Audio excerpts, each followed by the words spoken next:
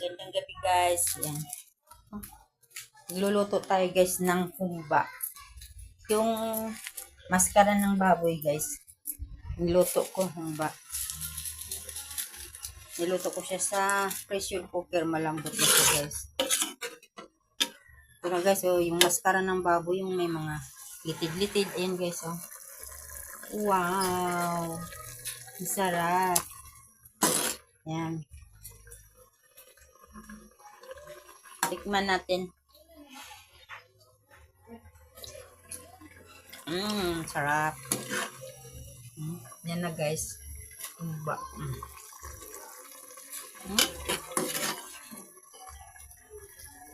Sarap. Yun lang guys. Thank you for watching. Please like and share. Sarap talaga guys. Tanggalan natin ng konting sabaw-sabaw. Yun po yung ulam namin. Mamaya.